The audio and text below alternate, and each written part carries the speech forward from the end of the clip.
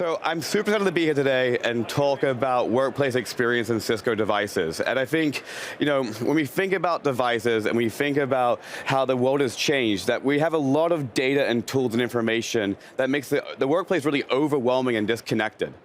But at Cisco, we want to be the bridge to that and build on that. So you think about, we've been the bridge to the internet, we've been the bridge to voice, we've been the bridge to video, but now we're the bridge to artificial intelligence. And how do we achieve that? With a foundation built for the future. This isn't a patchwork of solutions, it's a unified AI-powered platform, from the comprehensive WebEx suite to the amazing WebEx contact center and the cutting-edge Cisco devices.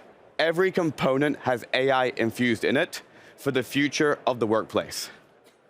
And you think about the workplace, we've gone from a world where it's just like, people talking with people, or human communication, right? We walk into a room and we say, hey, what happened in Sydney yesterday? But now there's this people to AI communication, which is a whole new world of how do we communicate with data in a different way. But then the next aspect is AI to AI. And how AI and AI communicate is really, really interesting for the future. And the way we're thinking about it at Cisco is how do we improve every single one of these? We've been working for decades on human to human, and we're adding more and more enhancements in that space. But AI to AI allows us to compound and really increase that value almost 10x and bring that together. So if you think about this, we're going to integrate AI in 3 different layers. We have AI on the edge. With our Cisco devices, we can bring experiences, and we'll go deep into that in a little bit here, but also AI in the cloud. And AI in the cloud allows us to take all this massive data and really bring the computational power of deep learning and large-scale analytics to global levels. But lastly, AI in control. Because you guys are the superstars, the IT teams that really manage these devices and scale them. We want to empower you with actionable insights that allow you to make the best decisions moving forward. And I think that's really critical for success as we move into this world where density is important and scale is important. But if we go a little bit deeper into this, we really want to make sure that we can elevate the employee experience. Because technology should seem seamless. It should fade in the background. We should be fostering genuine connection. When you think about earning the commute, people don't want to go in the office just to have the same conversations they can have from behind their PC at home. How do we really up-level that and bring those experiences with devices to elevate that is super important and critical. This is where the intelligent device software and hardware comes together. If we can really multiply that human impact, we can make every interaction feel effortless and immediate, no matter where you are. It's about turning technology into true connection. But to go deeper into that, I want to invite a great friend, Vanessa, onto the stage to go deeper into Cisco devices and how we bring that together. Hey, Vanessa. Hey, Rich. Great to see you. Hey. There you go. Thank you, Rich. So to deliver that true connection at the edge, we've significantly updated our purpose-built device operating system with a new intelligent engine, RoomOS 26. And it's engineered with 2 key principles: built for connection and simplified for scale. Now, built for connection brings new agentic AI capabilities with AI-directed dynamic camera modes for auto cinematic framing, AI-powered audio to remove not just background noise, but voice distractions as well, and an AI note taker in physical rooms to provide summaries and action items with no virtual meeting required. Now, built for simplified for scaled brings us new admin and control. With zero-touch provisioning in Control Hub, we can pre-stage devices before we even send them out on site, and then anyone can plug them in and they'll auto-configure. And Workspace Advisor creates a room digital twin in Control Hub so you can optimize rooms remotely. Now, we're going to have a look at those in a little more detail. But first, we've also updated the aesthetics and the user experience. And so this is the new RoomOS 26.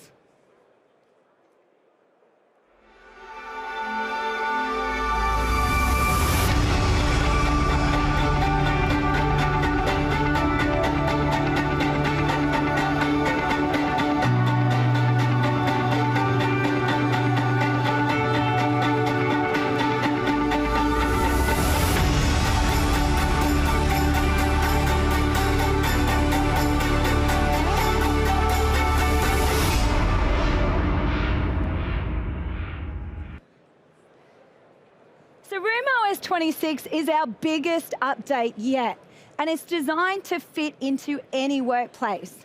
With 12 different colorways, it will complement any of your workspaces. And starting with our default here, Evening Fjord. Now this isn't just a digitally created background. It's actually nature enhanced with AI. The design team took photos of the leaves of the beautiful Kala lily and created this stunning backdrop. And with 12 different color palettes to choose from, you'll find the right one for each of your different workspaces. For you dark mode lovers, we've got Cobalt. And we also have First Light, the lighter background for those that are used to the default RoomOS 11 experience. Now this light option also provides an easy transition, especially when you have a mixed environment of RoomOS 11 and new RoomOS 26. But lots of other colors for you to choose from. Now we've also increased the contrast on the text elements, and that gives better legibility on any background. And now slightly transparent app buttons make the icons more emphasized and they blend in better with any background or wallpaper. The control panels have a new floating overlay when open, so it makes it easier to focus on the controls when you need them. And we've added more rounded edges. And with this increased contrast and transparency, it makes it more appealing and easier to read the text when it's on the screen. Now these several touches and some other slight updates give us an enhanced but familiar RoomOS experience. Now RoomOS 26 also uses the devices to create a digital workforce in your workplace with 3 new AI personas: a note taker, a meeting director, and a workspace advisor. For those of you that leverage the power of the WebEx platform and all its multiple included AI assistants, the AI note taker can become a digital team member in your physical rooms. So say you're having an in-person only meeting and you've got this great conversation going, and 30 minutes in, you wish someone was taking notes. The AI note taker can not just capture the entire conversation, but understands the context. So you won't just get a transcript, you'll get a concise summary and action items. No virtual bridge required, no virtual meeting, nobody taking physical notes, just a RoomOS 26 device and turn on note taker. Now we also, in RoomOS 26, support the facilitator agent in Microsoft Teams rooms. And this will take real-time notes and action items in hybrid meetings, scheduled meetings, and even in the ad hoc meetings. Now the new RoomOS 26 also has a sharing user experience update. Here, you can have instant access to all your wired and wireless sharing options from a new unified dialogue view. This means that you can instantly share between wired and wireless, and with the most comprehensive sharing options available, including AirPlay and Miracast, it means anybody can instantly share at any time. Now we've had some great cinematic meetings views for you to choose from. We've had frames and group and speaker and cross-view speaker track. But if the wrong selection was made, the remote attendees missed out on the best view and might have missed important context. To solve this, we've created an exciting industry first and my personal favorite of the cool new RoomOS 26 capabilities, dynamic camera mode. Now this is powered by the RoomOS 26 AI Director. And the AI Director predicts and adapts in real time It detects who's speaking and understands where reactions are happening, and it reframes automatically. So you get the best view at any time. And as you can see in this image here, it'll switch between group and speaker and frames, cross-view speaker track, and a combination of all of these if that's going to provide the best view. And the great thing is, and Rich told me, RoomOS 26 GA'd this morning. So when you get back to your office, dynamic camera mode is going to be the default view. Now, in addition to making the meetings easier to visually follow, we're also doing this from an audio perspective. We know the most important thing in meetings is clear audio. Now, one of the most distracting things, especially in those large meetings, it's not just background noise, but side conversations. So you're connected to a large room, and there's either a background conversation happening somewhere in that room, or someone's talking loud just outside the door or window to that room. And it makes it really hard to hear who's speaking. Now, this has been a real challenge, but not anymore. By combining the advanced capabilities of AI zones and our Ceiling Microphone Pro, we can create audio exclusion zones. So the microphone only picks up the areas of the room that you want it to, and it blocks out everything else. Let's take a look at this in action. Hi folks! Have you noticed how background noise and distraction can disrupt meetings? What do you think? Can we fix it? Yeah, like these guys, right? Let's fix it. Maybe. Way better. It's time to remove friction. With Audio Exclusion Zone now available on Cisco Ceiling Mic Pro, you can set intelligent acoustic boundaries and make sure the active speaker's voice always takes center stage. Let's have a look at how it actually works. Enabling the feature is really simple. On the Cisco Room Navigator, just tap the settings icon, go to microphone settings, and enable Audio Exclusion Zone. You can even customize the zone so it only picks up voices from the area you choose. Experience meetings the way they were meant to be: focused, professional, and distraction-free with Cisco's Audio Exclusion Zone.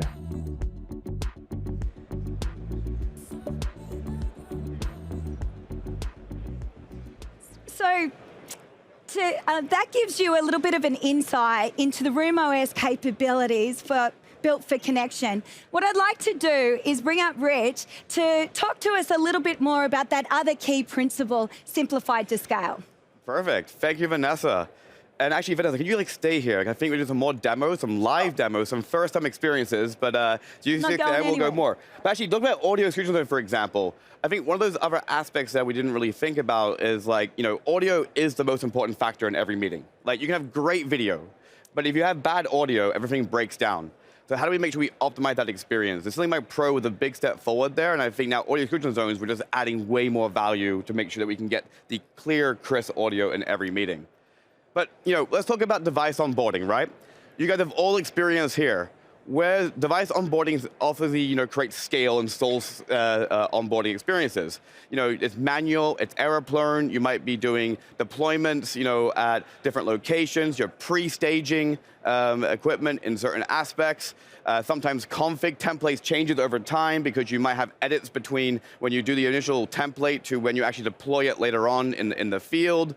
It should take minutes, right? It takes days sometimes, this experience. And when you think about these intelligent workplace devices, it's really, really important that we can scale this fast and make sure we bring every space to have intelligence. So zero-touch provisioning is a new feature coming to RoomOS 26. It's a complete game changer because now you can pre-stage everything in Control Hub. You can make sure before the product even lands on site, it's already configured in a workspace. It has the template, it has the configuration, and anyone can plug it in. You can have less tech hands on site, less technical people available all the time. This allows you to scale this in much more different ways. And this time, you can bring devices online in minutes. And it's consistent every single time. And I think consistent is key, right? We want to make sure that the experience we have is consistent. That impact means faster rollouts, 0 errors, no truck rolls, and one standard everywhere in that experience. So super excited about zero-touch provisioning coming early next year to Room S26 devices. If we go further as well, last year we announced the bar for audio with the Sling Microphone Pro. We just saw the audio exclusion zone just now to elevate that even more with new software features. Now we've brought this year, the Cisco Room Vision PTZ camera, which takes that bar even higher. AV over IP, one click to distance zero. And how do we make that real? Is that you get media over Ethernet, you get power over Ethernet, but you also get manageability in Control Hub. And this makes things really, really simple. Now, instead of just talking about it, Vanessa, what if we actually do a live demo? You currently have in front of you a Room Vision PTZ camera that's just out of the box, right? We've just unboxed it. It's right here. Box. So here I have the new Room Vision PTZ camera. I also have a Cisco switch. And what we're going to do, as Rich said, it's PoE and AV over IP. So I'm going to plug it in just with the single Ethernet cable. Now, once I plug it in, it powers up and starts its boot sequence. It's going to pan, tilt, zoom. It's going to spin around. It's like it's doing a little kangaroo break dance. And what it's doing is it's self-testing and it's negotiating with the codec. So it's actually calibrating to understand where it is, the environment, and what it's connected to. And what it's doing, it's getting ready for those AI-powered experiences. And it uses that single Ethernet cable to carry power, video, the AI-directed camera control, and any firmware updates. And so there's no need for any of those horrible HDMI extenders.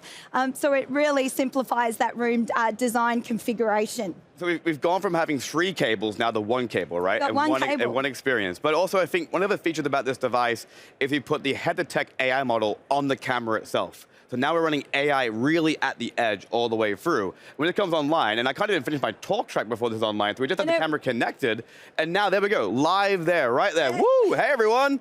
Perfect, as you can see, like less than a minute from plugging it in out of the box, it's fully online and connected. That experience is just amazing. But if you actually go into Control Hub, Vanessa, what more do we see? So it takes about less than 90 seconds to calibrate, and then you'll see the camera is already available here in Control Hub. And as easy as that, just one click, and it's all connected and operational. So now we have this visibility aspect where you can see it instantaneously in Control Hub, and you can make sure that's always online. Right? Cameras in the past, HDMI, it's analog, right? Do you know if it's online or offline? Now we have that ability to drive that experience. Super simple, right? Super easy to do and can scale. So when you think about that, it's three things over one cable. It's media, power, and the ability and control, right? So that really gives you that software and hardware combined experience to really bring that ultimate visibility. You can see every room in real time in Control Hub, detect, prioritize, and fix issues before they spread. You can plan with data and not with guesses. You can standardize a network-aware rooms on one platform, one view, and have confidence at scale. But it's not just about devices in the network that works in sync. We can extend this also to displays when it comes to how do you bring that experience into the room. Now, we've been partnering with a lot of display vendors over the years. And our video bars and room kits seamlessly integrate protecting your investments in visual technology. Through a Cisco partner certification program, we work with major display vendors to ensure plug-and-play performance. So why should you choose a Cisco verified display? Every verified display goes underneath rigorous testing at both Cisco and the partner, making sure we're testing for performance, quality, security. But the most important thing, it has to work out of the box. You have to be able to plug it in and get a consistent experience. So when you connect a Cisco device to a Cisco verified and certified screen, each device will configure itself for optimal latency, color, brightness, saving the AV and IT team's valuable time. Now, if you use Control Hub, you've probably seen a brand new feature last year where now you can see displays in Control Hub. That's an amazing experience because now you can see when an issue goes wrong in the room, the codec might be online, but maybe the display's turned offline. Maybe the cleaning person has gone through there and they found a remote and turned the TV off in that aspect. You can now see that status in Control Hub. But what if we go beyond displays? How can we go even further with Control Hub to the next level? With network-aware rooms coming to Cisco RoomOS 26 devices, you can now connect the new Catalyst 9200X Smart Switch to provide end-to-end visibility for all your peripherals in the room. This means you can get visibility beyond just what you plug into the device directly, but also what you plug into the network around the device as well. You can see what port on the switch those devices are on. You can eliminate all this manual finding and troubleshooting to see, okay, is the switch down, is the switch working? You can now scale experiences into more aspects as well. You can bring multi-camera experiences to all rooms in this environment. So you eliminate all these manual updates. You bring this unified visibility and central management across your entire enterprise with one click. That's the power of Control Hub. Everything running on one intelligent foundation gives you full visibility anytime, anywhere. But let's go a little bit deeper in Control Hub because there's some amazing features. I know, Vanessa, you have a lot of favorite features for the end user experience, but I do love the admin experience. I think we're doing a lot of aspects there. And just some of the new features we released in the last year are great. For example, remote access. You can now control every device remotely, the displays, the touch panels, anywhere in the world. This is a great experience, definitely for your Microsoft customers out there where sometimes you need to edit certain settings on the touch panel. You don't need people in the room anymore. Your IT team can do a global scale from the comfort of the office in every device in every space. But smart diagnostics. If you haven't tried it out yet, go and Control Hub today. We just recently GA'd this last month. Now you can go in there and you can see issues and detect patterns over time. And instead of having to go and troubleshoot the issue, Smart Diagnostics will go and analyze support help desk, TAC cases, other instances, and give you recommendations on how to fix the issue directly with one click. So now you can really optimize that experience. But lastly, I think Vanessa is my favorite feature, is workplace ranking. Because workplace ranking is what really, really matters every day. We've all experienced here, right? You walk in the office in the morning, and you're like, okay, I got a report last night that we had an issue in London, or maybe in Sydney. And you think, okay, what do we prioritize? What rooms do we fix first? We go in workplace ranking, and we'll sort all the rooms by the amount of criticality issues. But what makes it super interesting is the feature saying, when's the next meeting going to happen? You have two rooms. One of them meeting in 1 hour's time, and one of them meeting in 8 hours' time. What do you choose? You choose the one that's going to have a meeting in 1 hour, so you can proactively fix that. And that's the ability now with workplace ranking, is that you actually get a prioritized stack ranking list of what rooms to fix first. And that's a massive improvement. You get more confidence, your team's more proactive, so when Bob calls the service help desk, it's not, let's look into it. We know the issue, we're fixing it, it'll be fixed by then. And that's an amazing experience. But if we go a little bit deeper now into the next where we're going next, is where you go to the final frontier of IT. And we really partnered with NVIDIA back in 2015, almost 10 years ago today, or more than 10 years ago. And our partnership has really accelerated AI innovation. We've offered unmatched performance when it comes to enterprise-grade security, real-time intelligence, and unlocked a lot of amazing experiences like Vanessa showed earlier when it comes to audio exclusion zones or director experiences. And it really what matters most is how we can elevate these experiences in that room. So what's really that next aspect is the physical space. You can't see what you can't optimize what you cannot see. We can see digital, right? We can see network ports, network switches, cameras. But what about the four walls in the space? How do we make sure the mic coverage covers the table correctly? How do we make sure that the acoustics in the room meet the need of your environment? How do we test those changes before we spread them? How do we make sure that this template will work in the next new build you're doing? So today, we're announcing Workspace Advisor. It's AI at the edge that builds a digital twin for each room right in Control Hub. But instead of talking about it, let's actually do a live demo here and a world's first on a Microsoft Teams root device. But first of all, before we go into that live call, I want to just do a quick chat about what we're doing with this device. Digital twin is going to allow us to really kind of bring this next level experience where we can capture RoomOS 26 and capture an image of the room and create that digital twin in Control Hub so we can really spot those issues. So first of all, we have a meeting on here, Microsoft Teams meeting. Let's join this meeting here. And it's going into our Cisco Melbourne office. So if you guys here who know Cisco the Melbourne office, you'll probably know this experience, and you'll see people there.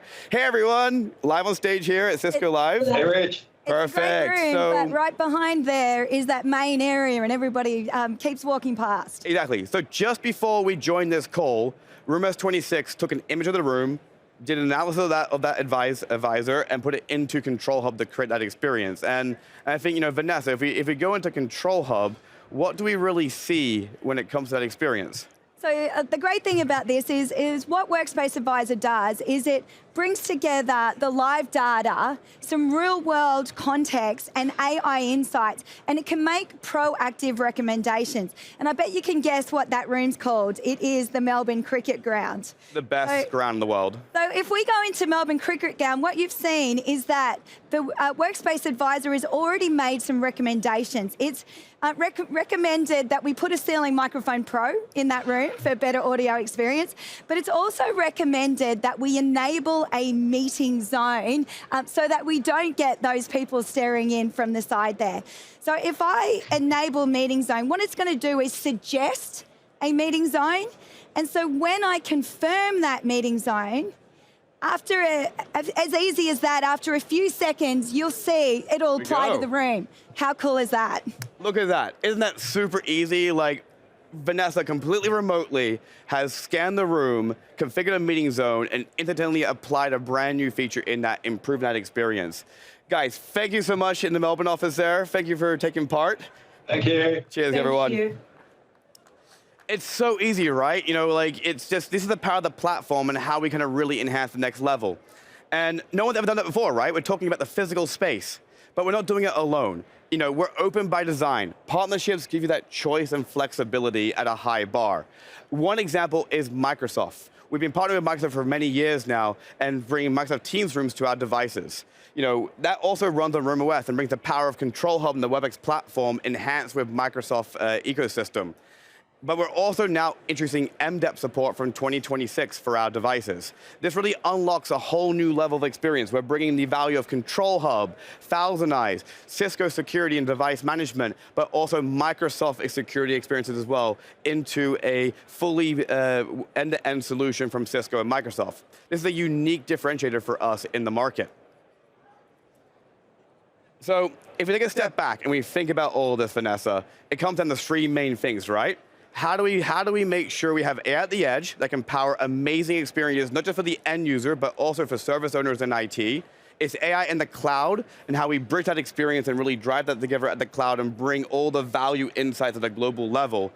But it's how do we give you AI in control? And how do we give you that ability that you can be confident in your team and scale? Because at the end of the day, the needs of the meeting room are changing, the expectations are higher, and your team can now be equipped to make sure you bring the best experience to your workspace and your organization. So Edge sees, Cloud understands, and Control acts, connected intelligently and with purpose. And with that, I want to thank you so much for coming. Vanessa, thank you so much for being on stage. Thank you, Rich. And enjoy the rest of Cisco Live, and if you're going, enjoy the party tonight as well. Thanks, everyone.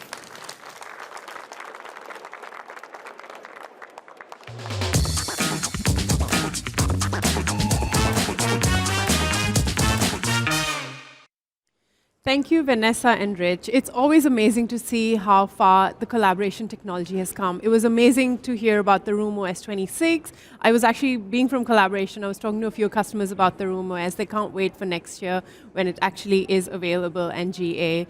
And another thing that did stand out for me was the note taker, because we don't now need to start a meeting to be in a meeting room if you just want the notes taken on devices. So much more coming in the collaboration space, and it's always great to hear all the demos. And they did a live demo camera just out of the box, and they were able to deploy it in one click. How cool is that? It's just a zero-touch deployment for all our devices, and how Cisco is kind of simplifying their deployment and all the collaboration suite. Next we have another interview in the studio with someone really special. I'm going to throw to Dave for his next interview. Over to you, Dave. Thank you, Shika. Yes, it is my privilege to be sitting next to a bit of royalty, I must say. Craig Bates, our GM and SVP of APJC Splunk. Welcome to the studio. Thanks for joining us. Thanks for having me. I wish I could get that kind of introduction for every meeting that I do. Oh, please, I'll follow you around anywhere. Listening to your story, which you're all going to hear about, today. But how have you found Cisco Live so far? Oh, it's been absolutely fantastic. So this is my second Cisco Live.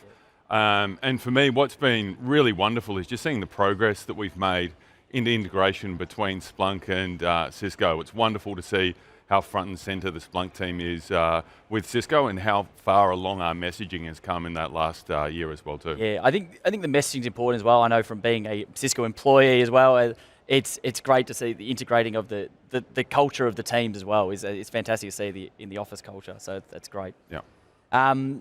Now you said second year. Did you happen to catch the keynote yesterday? Yeah, absolutely. Couple of highlights for me. First of all, I actually used to work with Ben Dawson like 20 years ago, and Wow. So we've known each other for a long time, been separated since. So to see Ben kind of lead his first Cisco Live, I thought was fantastic. And then the second piece for me was the demo gods didn't smile on us particularly well, but that's the plus and the minus of running real live demos.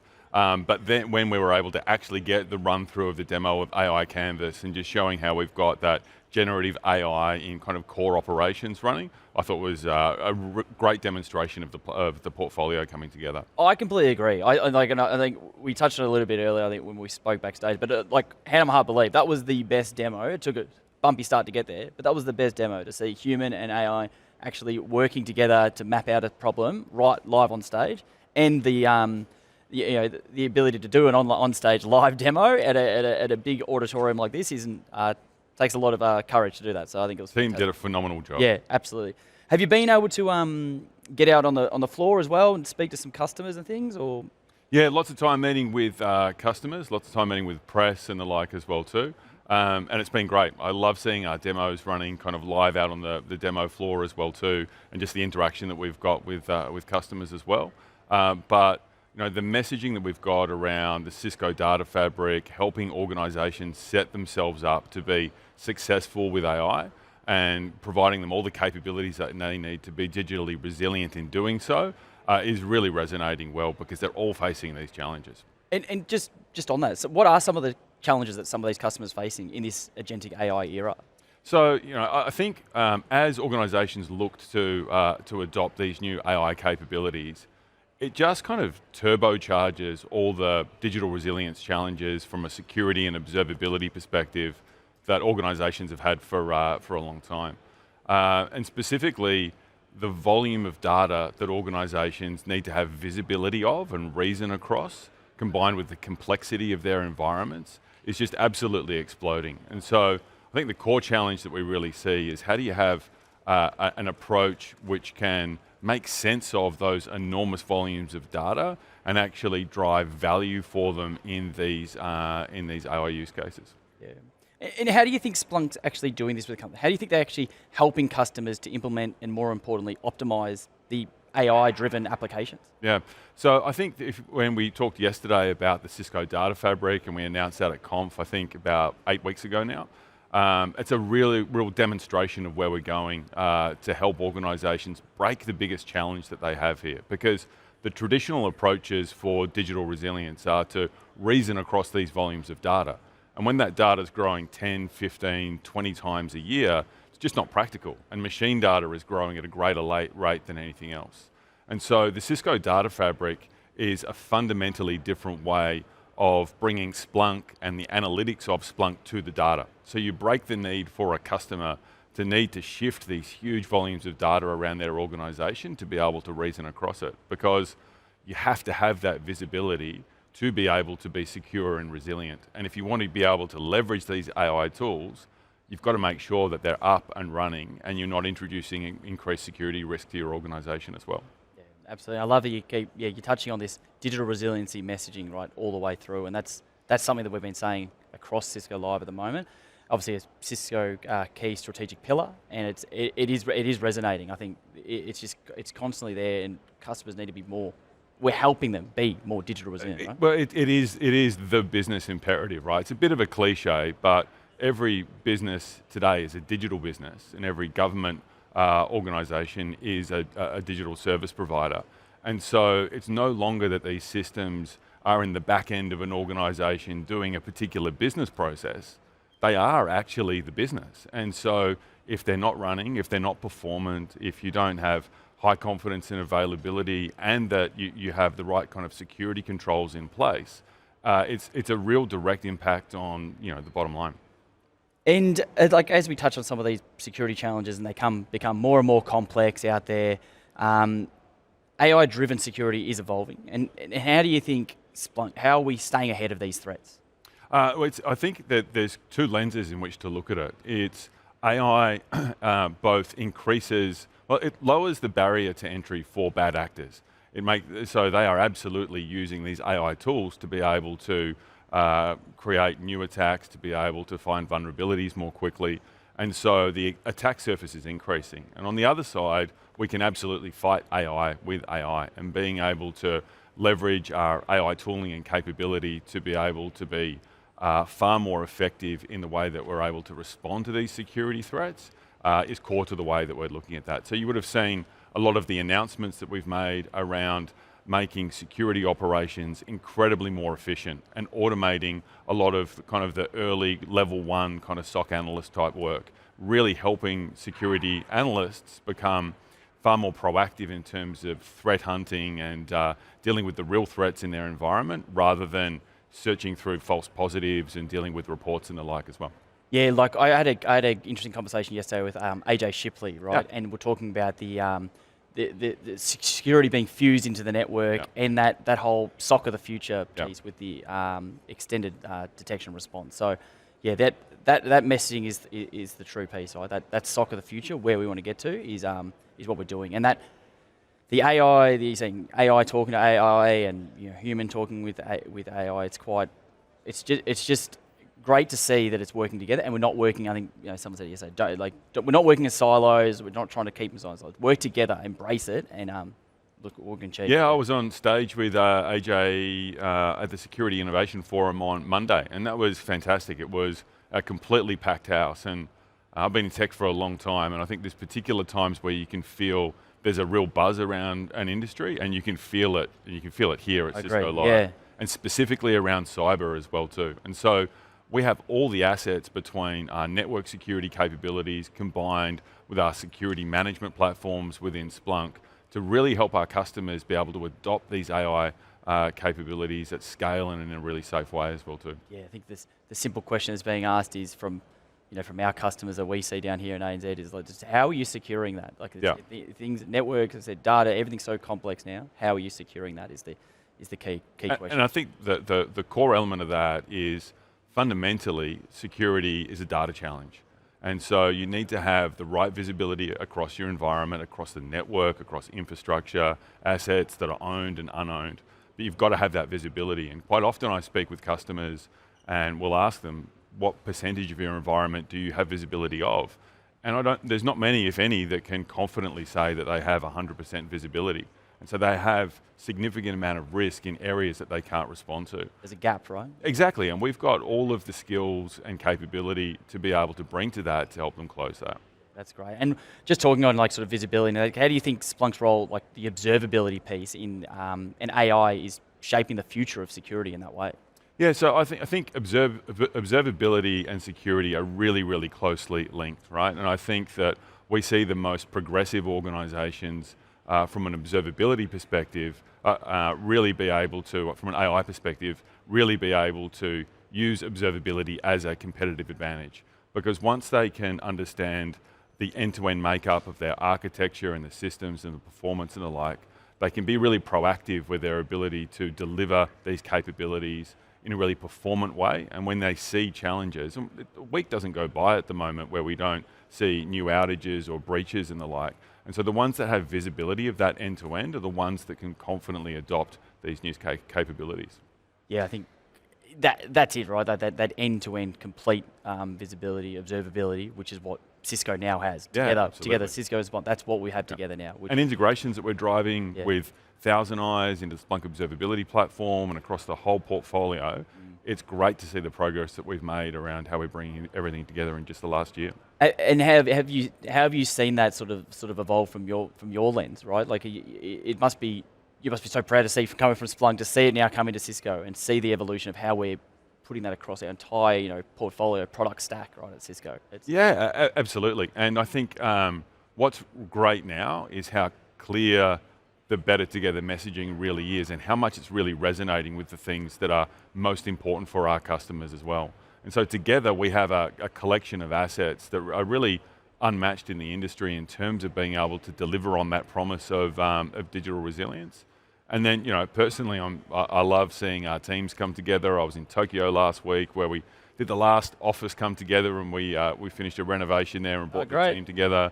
And so the collaboration and the way that we're working together with customers is fantastic. It's really good. Awesome. Let's talk a bit on some some business value pieces. So Splunk advocates for using federated searches to help with data management and analytics, right? Yeah.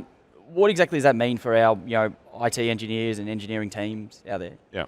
So the challenge, and I spoke about this at the start, the challenge of the days of being able to bring all the machine data in your organization in one place, to be able to reason across it and understand what's happening so that you can be really clear about observability and security challenges you have.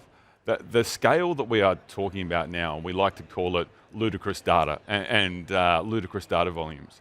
And that's intentional because the sheer volumes that we're talking about are not able to be managed in the way that they've been able to be managed previously. So the approach is to help our customers take the analytics, which is the real power of Splunk, directly to the data where it is. And so what that means is today our customers are able to search on data that sits in Amazon S3 buckets where it might be, where it is dramatically less expensive, but perhaps not as performant, or search on that data directly within Snowflake data stores and the like as well. And increasingly we're announcing Azure and then other data platforms as well. And so the idea is that we can take the analytics to where the data is. And I see a future where we're able to do that more directly with Cisco infrastructure and hardware as well. So we can get all of that power of Splunk without having to shunt 10, 15, 20 terabytes a day worth of data around some of the largest organizations that we deal with. Yeah, right. Cisco does have that critical infrastructure that we need for this AI era, right? Yep. So that's it. Exactly right. What about some local use cases and some examples of Splunk's products that have helped some customers solve real problems? Yeah. So I think a really great example is the work that we do with Singapore Airlines and the national carrier. They were able to bring all of their kind of data metrics into their Splunk operational data store. And the way that they were able to drive consistent use cases across both security and observability, they were able to reduce kind of their time to detection down by 75% and drive a whole lot of efficiency in the team as well. We had a customer on stage in the executive forum yesterday who is one of the biggest telcos that we have in Australia, really important critical infrastructure. And they've been able to reduce their mean time to detection, mean time to resolution metrics by more than 50% by centralizing their analytics across the Splunk platform. And they've been able to do that while reducing the number of systems and number of vendors and complexity that they've got in an environment. So they've got a really strong cost-saving outcome while improving the kind of the core metrics of the business as well. And let's talk about this, Reid. So you're APJC lead now. What do you see are the biggest opportunities for us here in this region? I think the opportunity in front of us is incredible. And I think that at its heart is to be successful with the AI opportunity, you have to be digitally resilient. So every single customer across the entire region has a requirement for the capabilities which we can deliver in a way that no other organization can. It looks different in the different geographies that we operate in. So we see changes in regulation and maturity, be it through India or Singapore or Hong Kong or Japan or here in Australia. But there's an overall trend towards greater data regulation as well too. And so our ability to be able to provide kind of the data platform for these security and observability use cases, which are essential and fundamental to being able to realize value from AI, is an incredible opportunity for us. Absolutely, Craig. We could talk forever on this, and I thank you so much for your time. We are going to go over to a Keynote deep dive now to hear more. Fantastic. Over to the Keynote now. Appreciate it. Thank you.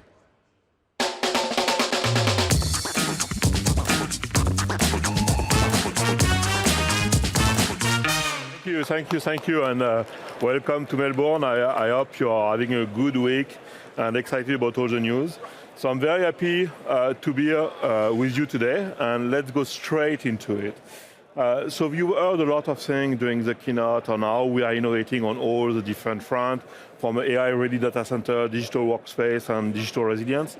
What we're going to focus on today is about future-proof workplace. So that's what we're going to focus on. What we mean by future-proof, I'm sure you heard it so far already this week, is pretty much where the work is happening, being in the office, in the branch, in your car, sometime when you are on the parking lot getting to your office, or even in the factory, in your industrial environment, when you need things to happen. That's what we're going to focus, and let's go straight into it. So when we look into, look back, some of you, I can see in the audience have been here for some time. You have a lot of experience, a lot of wisdom, right? And we went through many technology disruption. So internet that changed completely the world.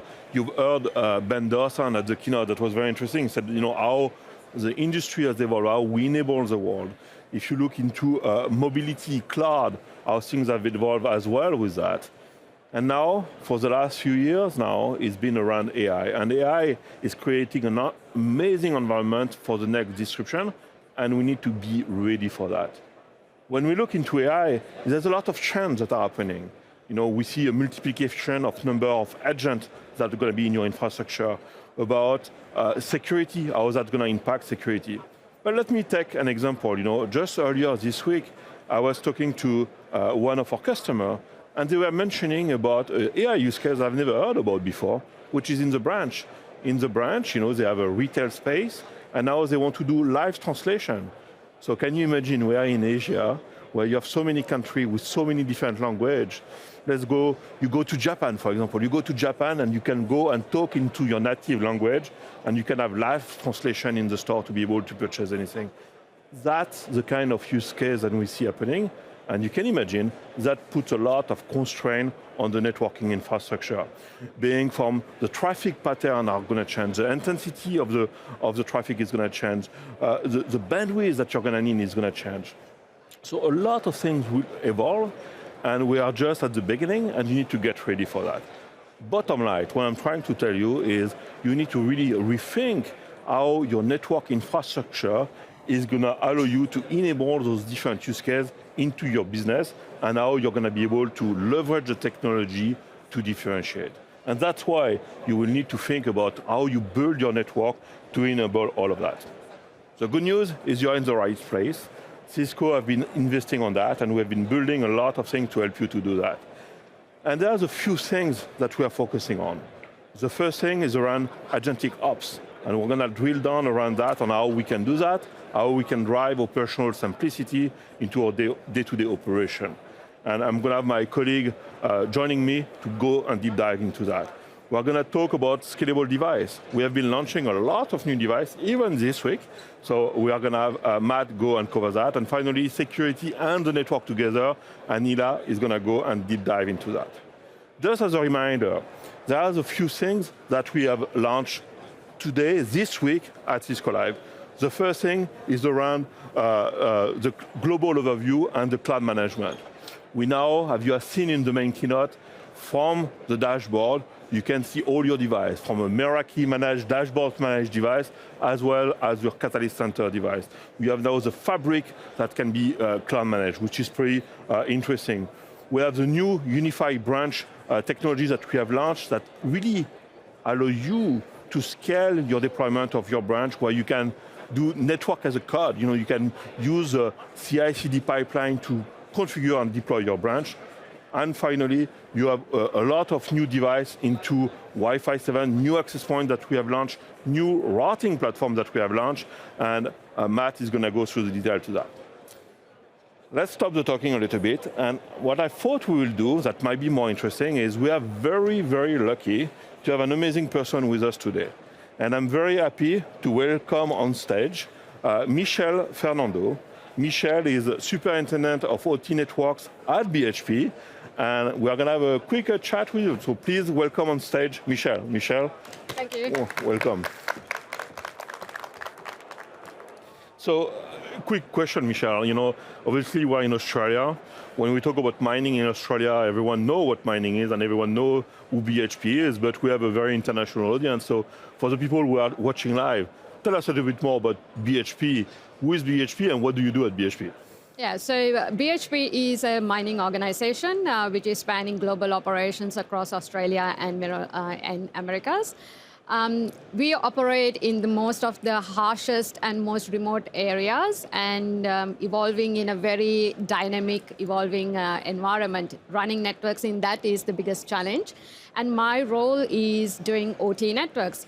Quite surprisingly, yesterday I got asked, what is an OT network in mining? So what OT networks in mining does is it connects machines, sensors, and control systems to make sure mining runs. And it comes from whole trucks to drills to sensors and monitoring services. Okay, that's fantastic. So now when you look, you are at Cisco Live. Cisco is about networking. We've been doing that for a few years now. What are the trends do you see in networking and how does it impact the mining industry overall? What have you seen, through your experience? So it was really interesting to know about the AI-ready infrastructure. And I think in mining, we have been doing that for a while because we have been chasing every single packet for a while. And it is about low latency, high throughput applications. And I think we have got an OT environment which is ready to take on the challenges of AI. So, I don't know how many in the audience or in the live audience actually know, when you think about OT, what are those specific challenges that you see in this OT environment? What is it exactly? What are those challenges that are specific to those settings? So the most biggest challenge is we operate wireless networks. So in all wireless networks, it is a known fact that the RF environment is the most critical for performance. So in mining, the terrain is constantly evolving, sometimes by the hour. And also it operates in very dynamic environments from bushfires to sometimes floods and extreme weather.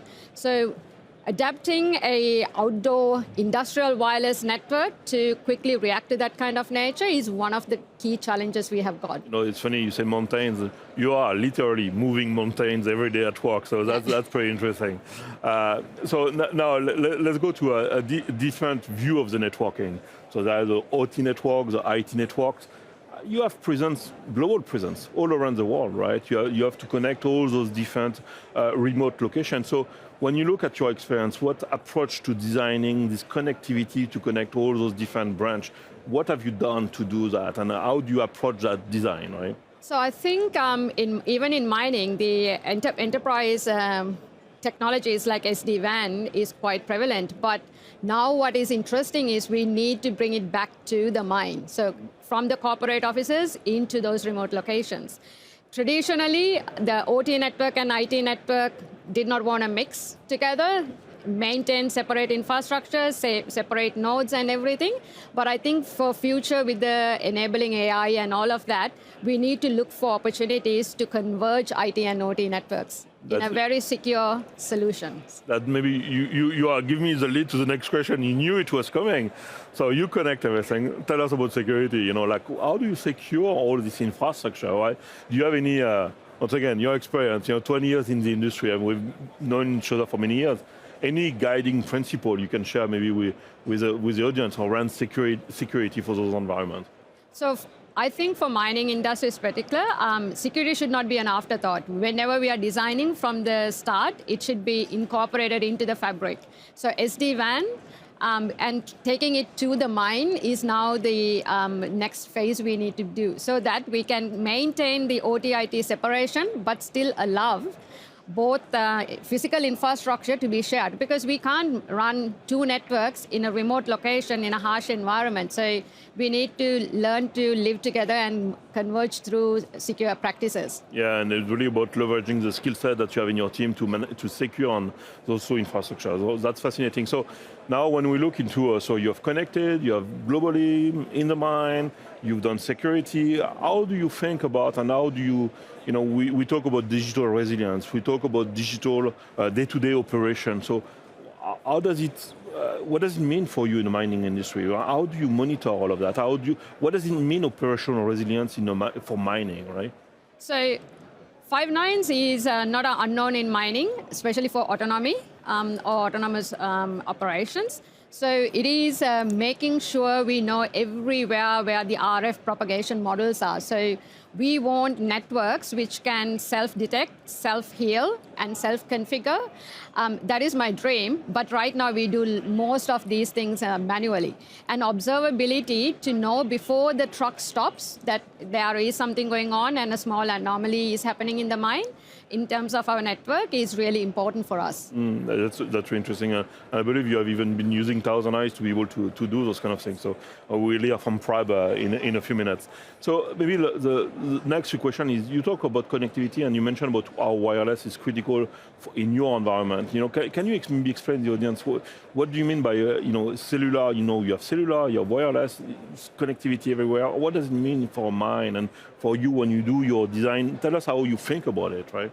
I think in this day and age, a lot of people think cellular is everywhere and the wireless technologies is just cellular. But the reality is a little bit different when it comes to those remote mining operations. Wi-Fi still plays a huge role. So new wireless technologies, I don't think it's one or the other. It is about understanding how to merge both the benefits of cellular network, but also use Wi-Fi technologies hand in hand, and so that we can get the best of the both worlds. No, that's really interesting. I have, maybe before we go to the next presenter, I have 2 last questions. The last one is, Ben had a fantastic slide at the keynote about AI, hype, value, the hype over the value. So I'm just curious, you're in mining. What does it mean AI for you? When you think about AI, when you think about your role as, managing the OT networks and re-engage into that, what resonates with you when you hear about AI? What do you think about? How does it impact what you do on a daily basis? So for me, if I'm a little bit selfish, for me and my team, having the same capability like the AI canvas and Thousand Eyes and observability, that kind of a thing is really good, especially the auto-generated incident report. I think a lot of people in operations would love that.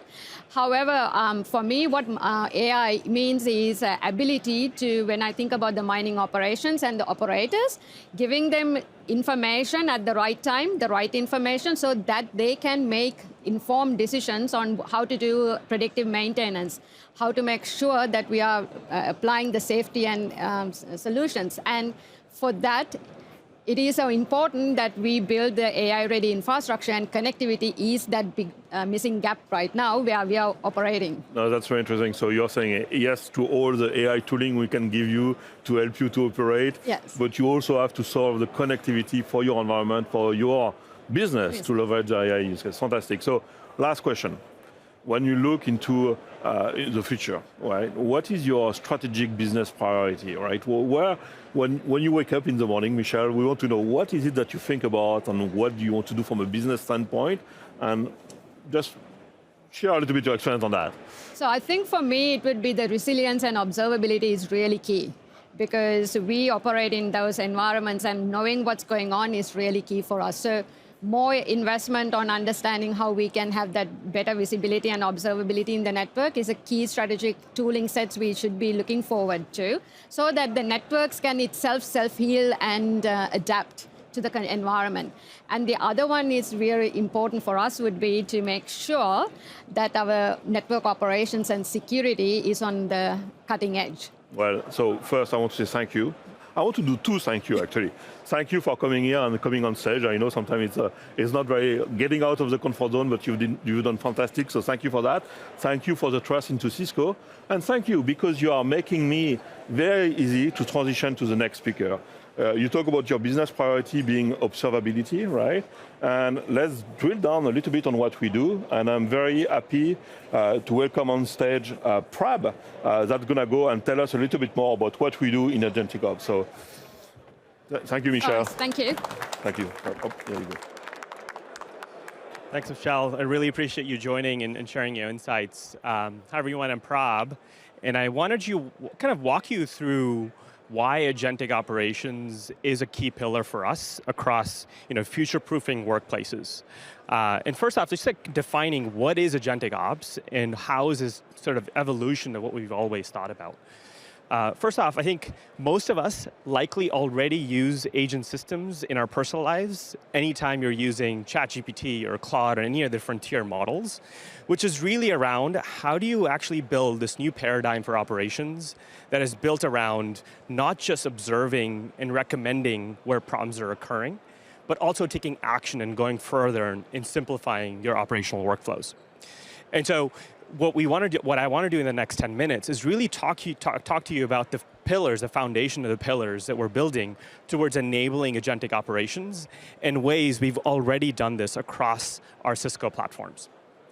So first off, I think if you just talk about the basics and getting the basics right, we recently announced the ability to essentially manage across your Catalyst Center and Meraki environments a unified management platform that allows you to operate all your on-prem and cloud infrastructure. This is really key because if we want to be able to enable agentic operations, we want to make sure that we're providing you a single management platform where you can operate, configure, troubleshoot your infrastructure at scale. And this is really sort of the pillar that we need in order to enable that. Second, we've also recently announced the ability to bring fabric orchestration to the cloud.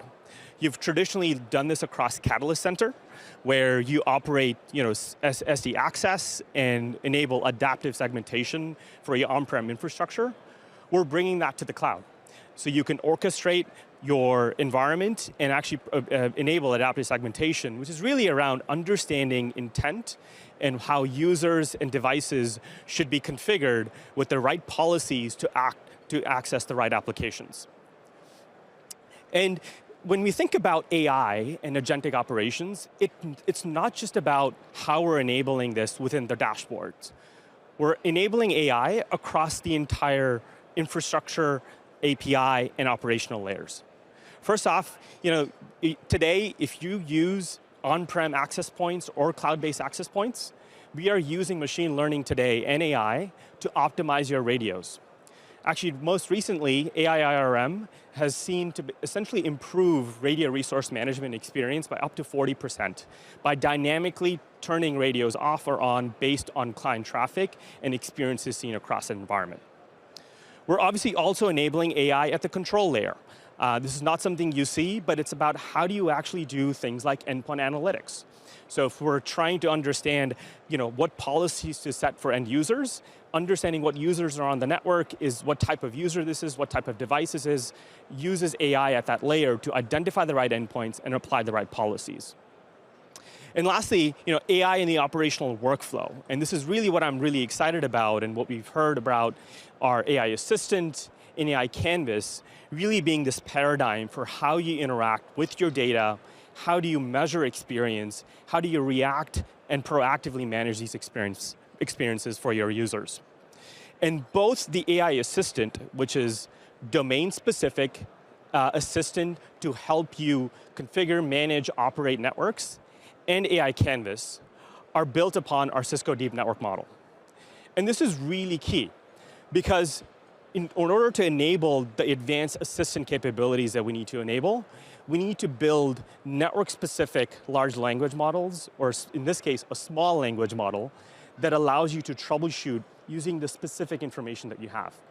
So we've been hard at work training our deep network model on CCI level question and answers, looking at Cisco University documentations, and in the future, looking at a golden set of TAC cases to help you be and have that assistant in line within your products to be able to troubleshoot.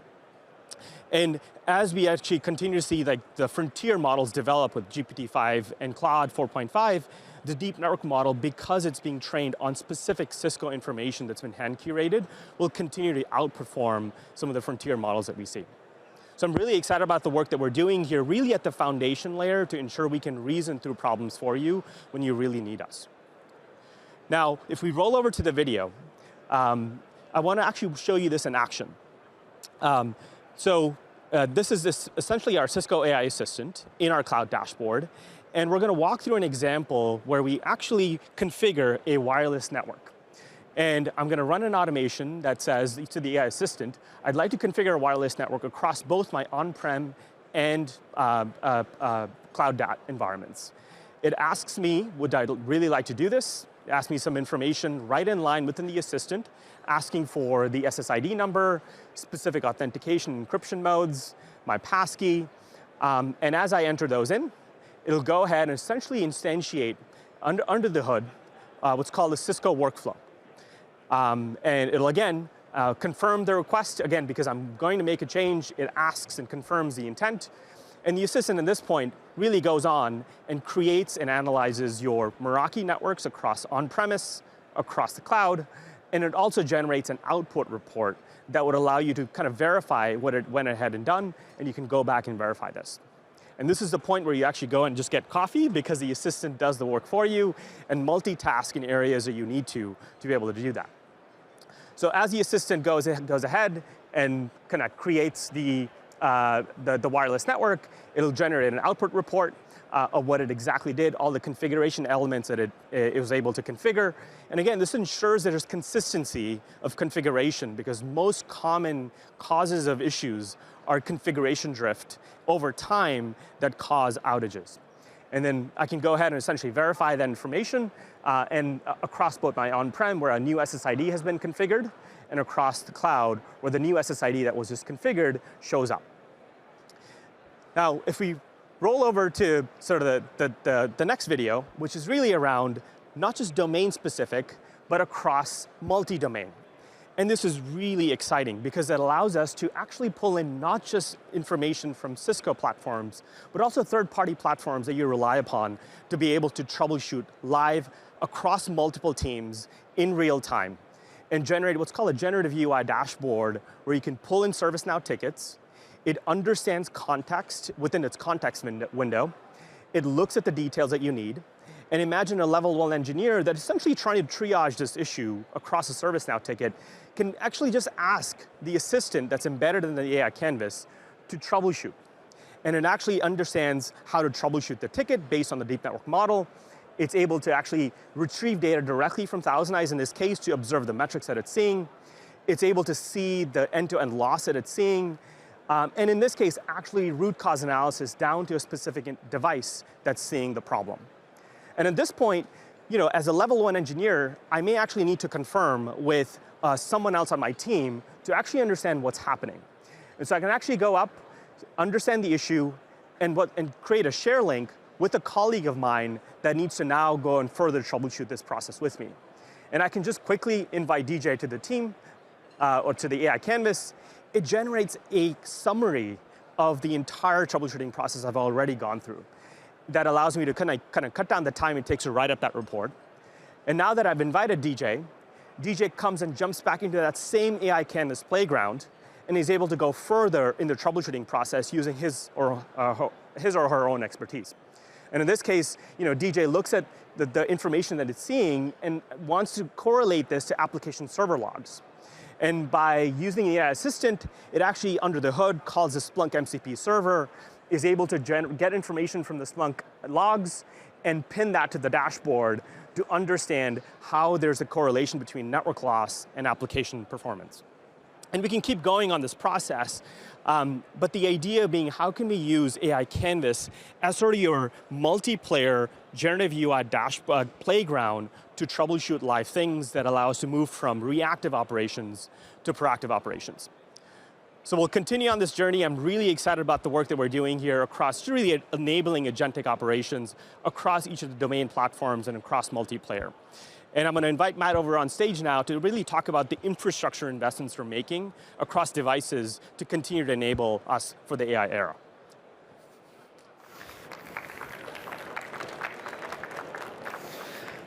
Thank you so much, Prab.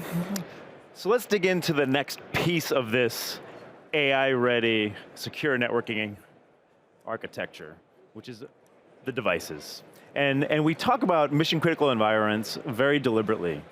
And this doesn't refer just to things that we might historically have thought about as mission-critical, like an airport or a hospital.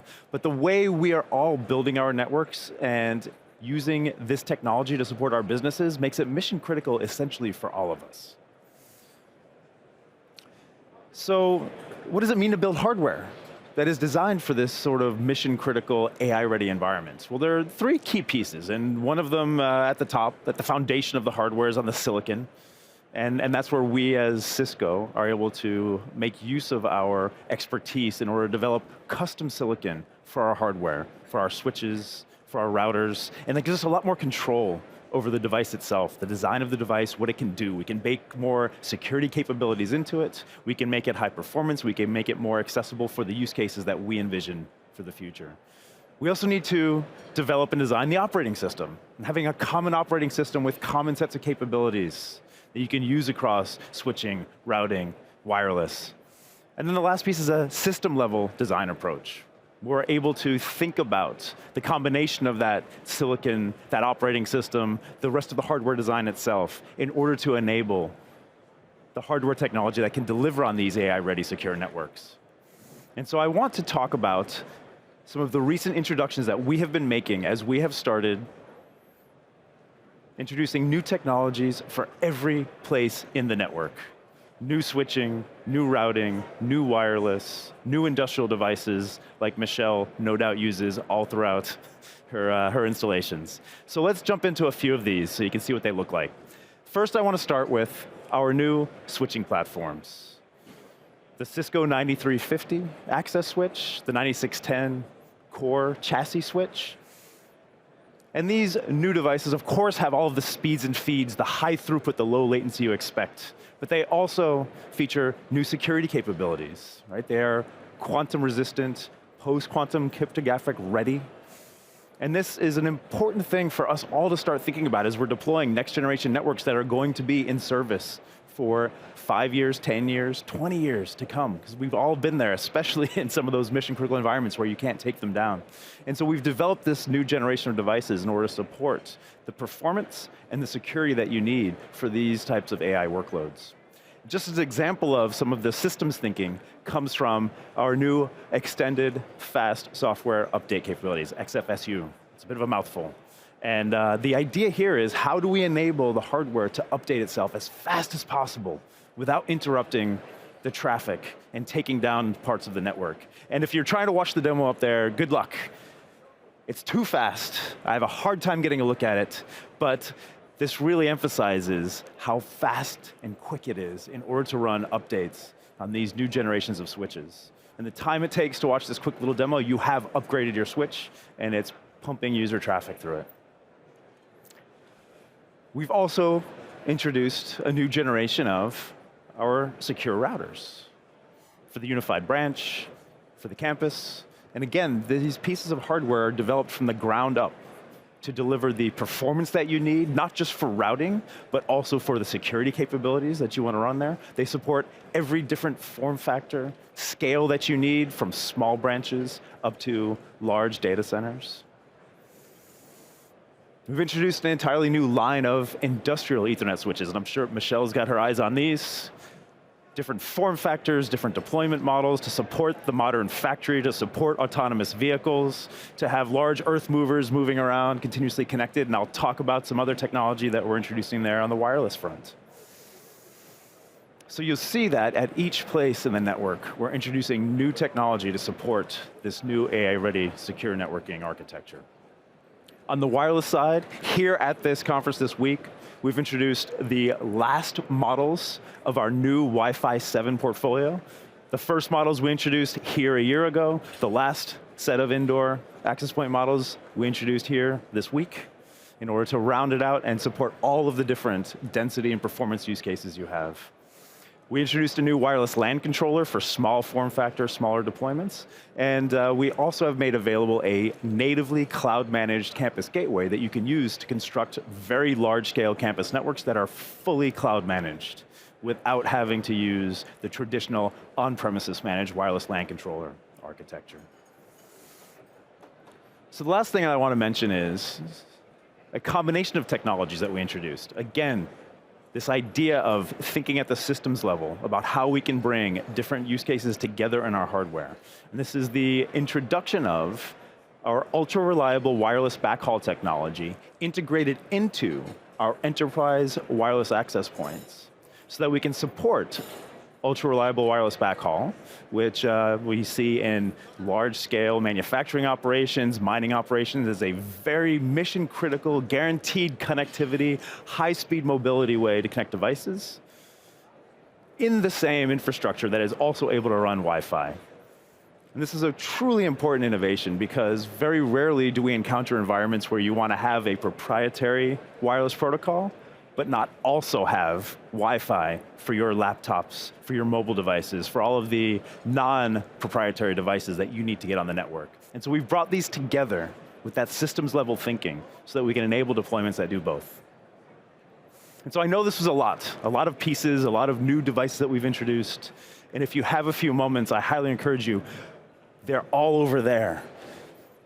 Line of sight from where we are right now. Go walk around, have a look, poke around, see, touch, feel the devices. Don't taste them, I do not recommend that. But at least see them in person.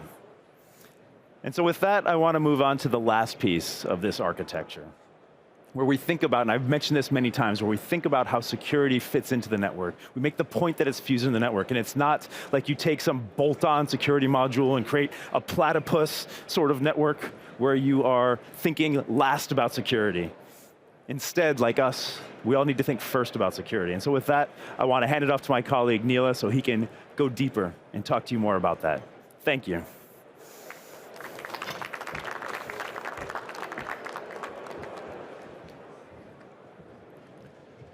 So about 2 weeks ago, the CIO of one of the most advanced hospital chains in the world came to visit us at Cisco in San Jose.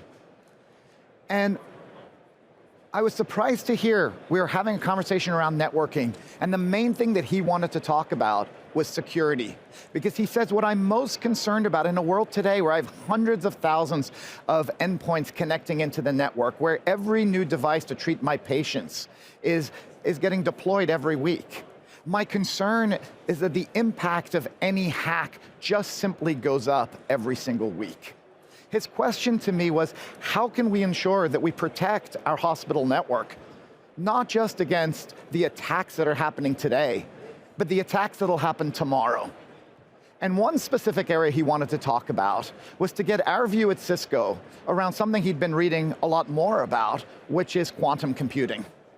As you see on some of the articles that we have up here, we are very quickly getting to the point where we're all going to have a new tool out there, and that includes the hackers.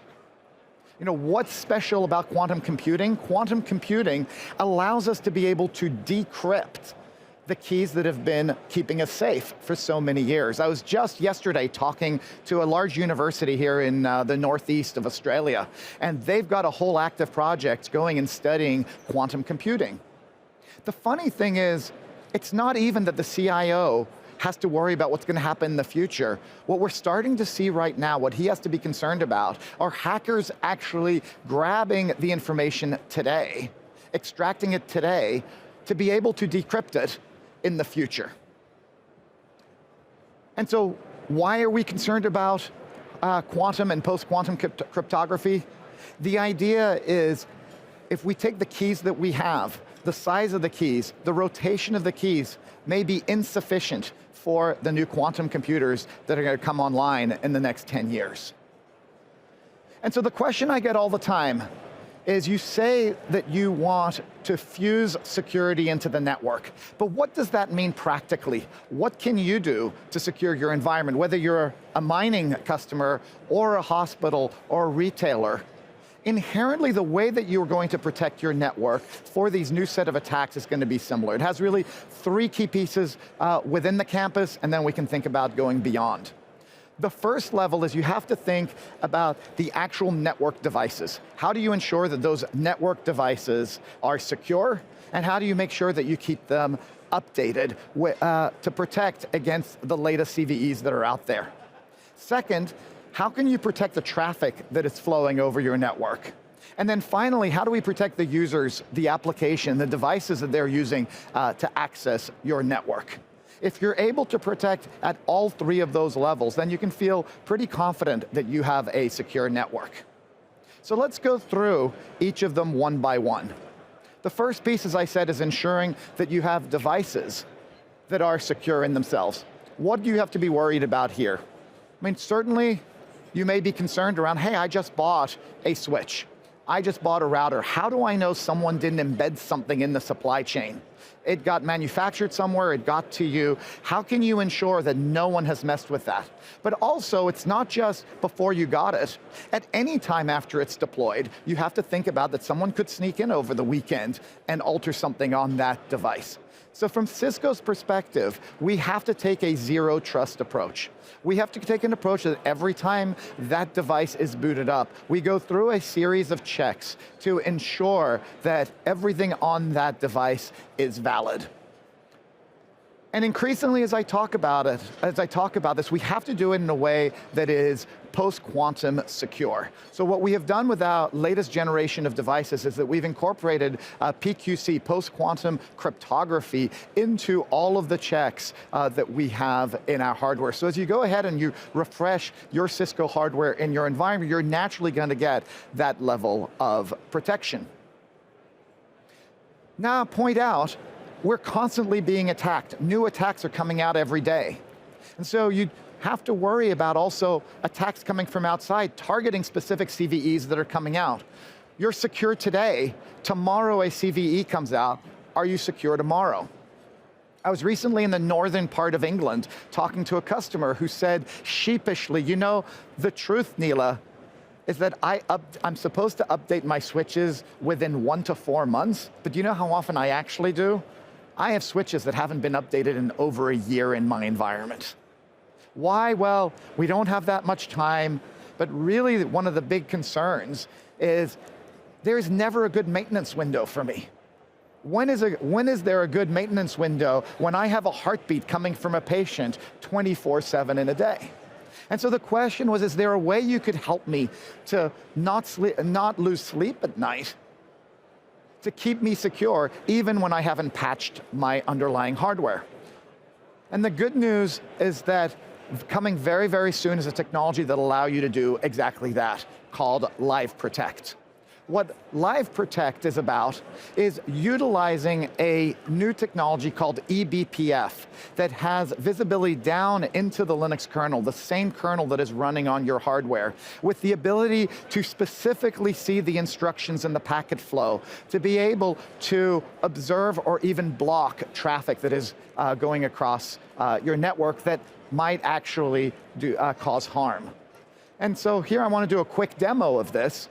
Here what we're going to see is that we've got an administrator, and that administrator is looking through the CVEs that exist in their environment.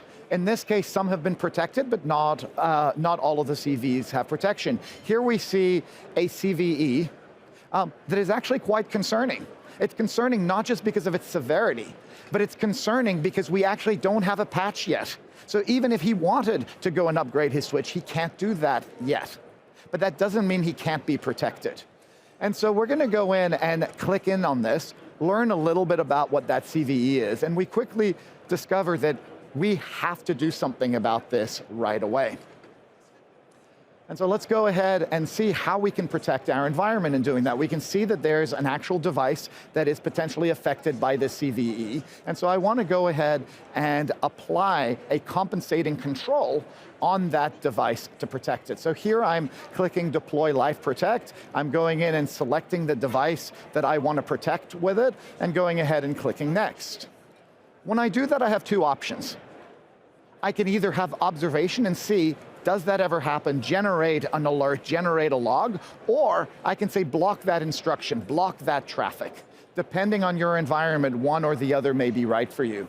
Regardless of which one you pick, however, you're immediately starting to track information. You can see whether that CVE is being accessed, that gets logged, and in fact, all of that rich information can be passed on to your SIM if you're using a SIM in your environment like Splunk. All of that information can then be passed to Splunk so that you can correlate it around all of the other information that you have in your environment around the CVEs that are out there and the threats that are out there. And so the point, as I said, is that Cisco is constantly working to keep each of your devices safe. Beyond the device, we have to think about protecting the traffic over the network. As you know, many of you are using IPsec, MACsec, WAN MACsec. All three of these are being upgraded to PQC versions of those with the key rotation, the key size that allows that traffic to be protected even in a world of quantum computers trying to decrypt that traffic. And finally, as was talked about earlier, when we think about security fused into the network, a network built for AI, we believe as Cisco that you want to think about more than just networking, more than just packet flow. You want to think about associating every flow with some type of policy.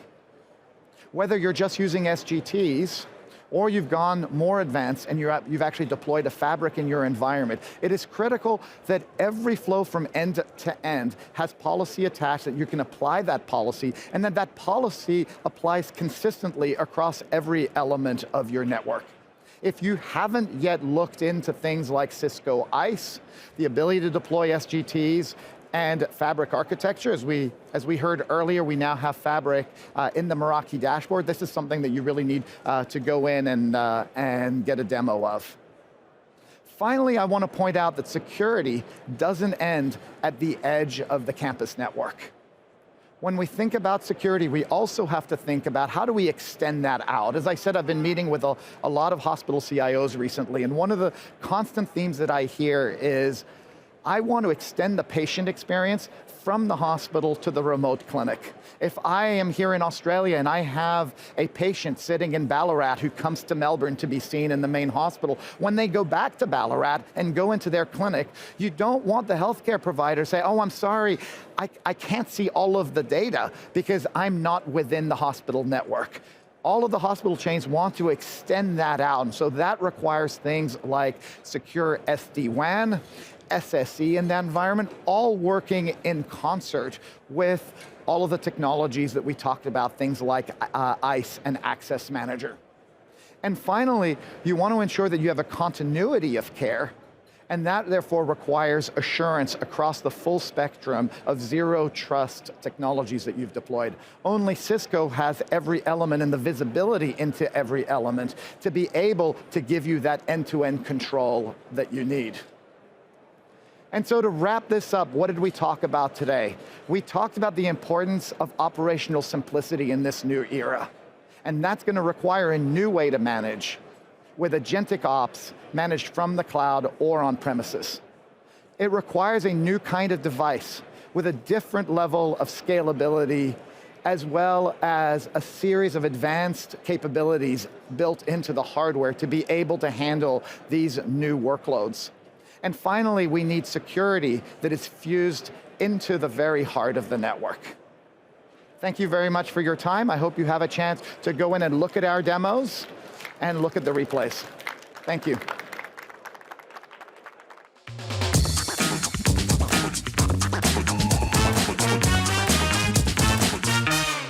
Welcome back, and what a session it has been, the Keynote deep dive.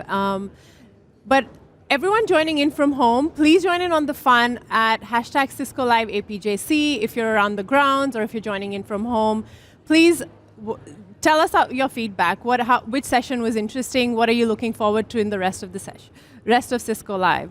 Next, we have a very special interview, which is sort of a new one for us from last few years. We have a first double interview where we have Linda and Buffy being interviewed by Dave and from CX. As you all know, I'm part of CX, so it is very special to have CX guests in the studio. So we're going to be hearing from Buffy and Linda around everything CX and how they're transforming Technical Assistance Center and Cisco support in terms of Cisco support that we provide to our customers, partners, and everyone else. This is an interesting one because it is sort of a new topic for all of us, but we will hear from Linda and Buffy. Over to you, Dave. Thank you, Sheikha. Yes, that's right. It's fantastic to be joined with two special guests with us here. And I must admit, it has been a very CX and services friendly Cisco Live this year. Have had that feel, which is great. But and I'll just reference straight away, I love the TAC team. I love our engineers and our TAC team. Thank you. But I am joined here with Buffy Ransom and Linda Wang, both from our Global CX Centres, SVP and Technical Senior Lead. Welcome to the studio. Thanks for joining us. Thank you, Dave. Thank you for having us. How has Cisco Live been for you both so far? The first time here? Oh my gosh. Number one, this is my first time. So humbled to be here. Lovely people, great food. The interactions with our customers and partners have been absolutely fantastic. Really excited. Yeah, that's fantastic to see. Buffy, I might start with you. We heard a lot about Cisco Live this year, a lot of AI talk and things like that. How is AI transforming the TAC centres and Cisco support? Such a great question. And we've been doing, I guess maybe I'll start with a listening tour. We've been doing a bit of a listening tour over the past year through our surveys, through interactions with our customers. And what they're telling us is that they want resiliency, they want simplicity, they want time to value. And they're seeing that from a support perspective in moving from a reactive positioning of break fix mentality to a proactive. They want a hyper-personalized experience. Know who you are, know my systems, know my technologies, make sure the recommendations are exactly what I need. And then lastly, they're telling us that they want almost preemptive solution. What's coming around the corner that I can't see, that I need to see? And so we're so excited to talk about our new unified AI-driven interface that's called Cisco IQ, and it's been splashed all over Cisco Live. It's been so exciting to see. We're really proud of the innovation that's been going on here. It'll give you insights like asset management insights, proactive reporting on the issues within your systems, P-certs, recommendations, certifications, security assessments across the organization as well. Really, really proactive. And then I guess maybe the last bit there that I think is really important, in the listening sessions, we needed to make sure that we could deliver this in all modalities. In the cloud, on-prem, and air-gapped as well. AI, API-driven, open for both our customers and partners to use as well. So we're totally excited. I can feel totally the excitement. excited. It's fantastic. And I did have a sneak peek, obviously, in the keynote and Jackie's comments around the Cisco IQ. It's going to be powerful. It's revolutionary. So, Linda, over to you. So what are some of the key AI-powered features currently being deployed in Cisco support services? Yeah, so like Buffy said, under the umbrella of Cisco IQ, we have customers have been using AI assistant for support for years to get case status or reach their assigned engineers. And we keep adding more functionalities and capabilities to our AI assistant, most recently with generative AI. So with AI-driven insight and expertise, we are able to help our customers solve problems faster for higher uptime and greater resilience. For example, our AI assistant for support, we can help our customer resolve issues 2 to 4 times faster with our automated troubleshooting workflows. And with the in-product support, we meet our customers where they are. Like Firewall Management Center, for example, the AI assistant for support can provide self-service options for our customers and have the ability to create a attack case or service request automatically, along with the past case details, allowing our tech engineers to start from where you left off. And that will definitely enhance the efficiency and improve our customer experience. Also, we have been proactively detect the resolution of the hardware replacement using our RMA agent, achieving 6 to 12 times faster to get the hardware replacement authorization. So we're not end here yet, I know. So you might be wondering, so what else, right? We have been for years combining AI and our technical expertise to drive the human intelligence. So we already have AI assistant for our tech engineers also that's integrated into the tech engineers' day-to-day workflow, which can provide things like case handoffs, seamless case handoffs, as well as provide a complete summary of the caseloads that's supporting executive summaries, customer sentiment, actions taken, next steps, and expectations. And it's very proud to say that we have 80% of our cases now are only handled by one single case owner. So very proud of that. Yeah, and we always keep human in the loop as well.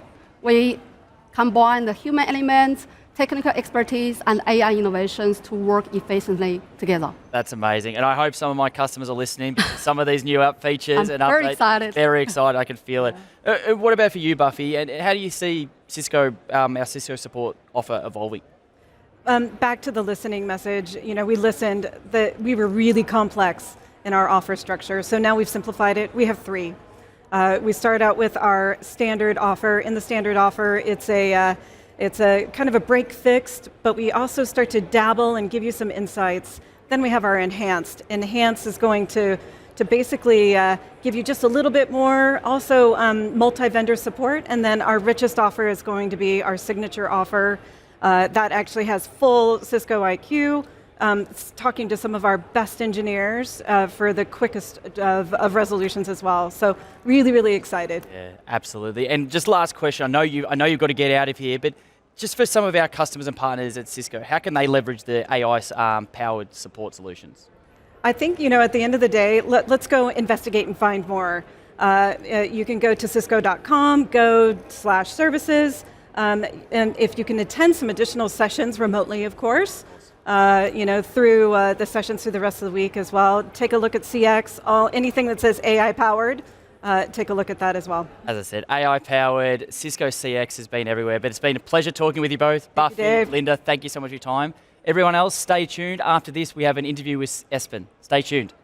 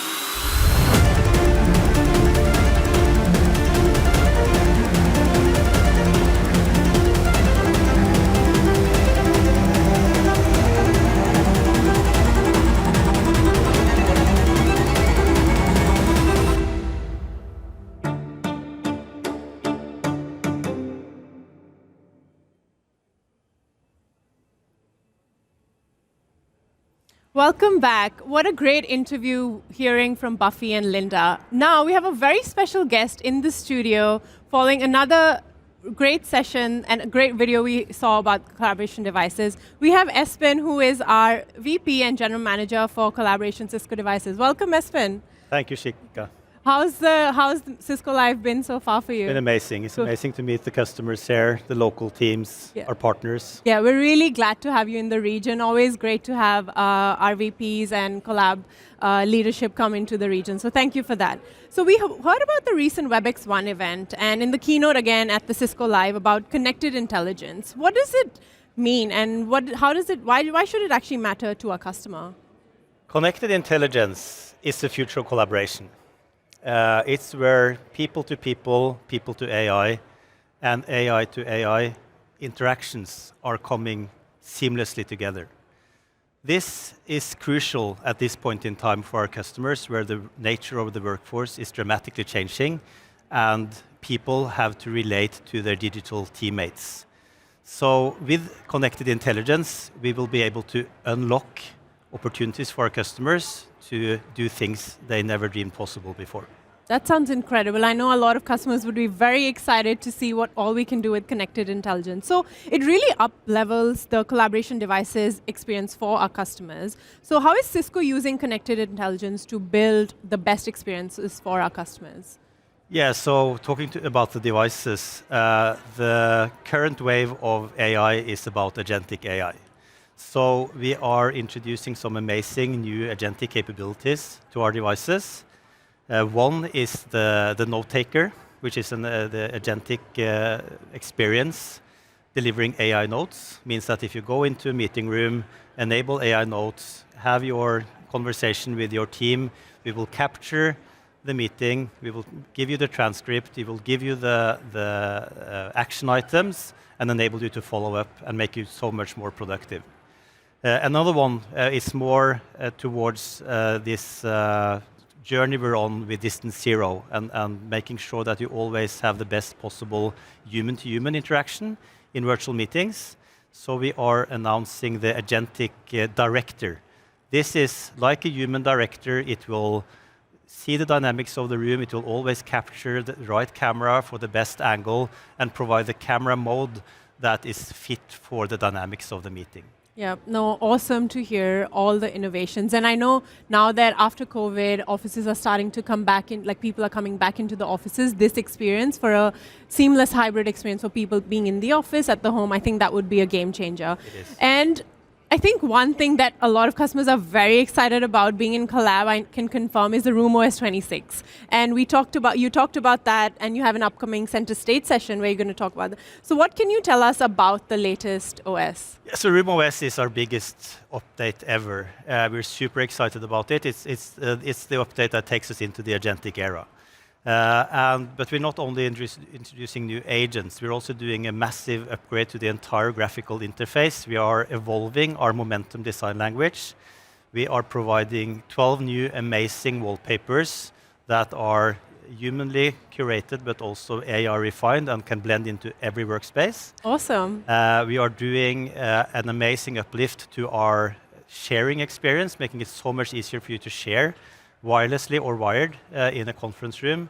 We are making texts more readable and in general kind of refining every single part of obsessing over the details in the user interface. We love obsessing over the details, but we still want to make it simple for our customers. It's getting even simpler. Yeah, exactly. So I know like this is a massive change from product team perspective, from devices perspective, but if a customer wanted to deploy it, is it easy? Is it simple? Because we don't want to complicate it too much. So no, the deployment is getting so much simpler because we are obsessing over the experience for our end users, but equally so for the owners of the service. Exactly. And there's a couple of things we're really expanding on with this upgrade. One is we're expanding our interop capabilities, the abilities for our devices to be used in any environment. So with this upgrade, we're also introducing native Zoom meetings on our devices. Yeah. So there's no reason for Zoom customers not to really kind of embrace the best of breed devices in their environment. And I think like integration with Microsoft Zoom, I think that would also change the game for all our devices customers. Last thing before we go, we do have a keynote deep dive. What's the best thing of Melbourne? Just 2 words so far. Cisco Live Melbourne. It's not the weather. it's definitely not the weather. But it's the people. The people here are amazing. We've been greeted so well, and we've had so many great interactions. Thank you. So thank you, so much, Espen. It was awesome to have you here.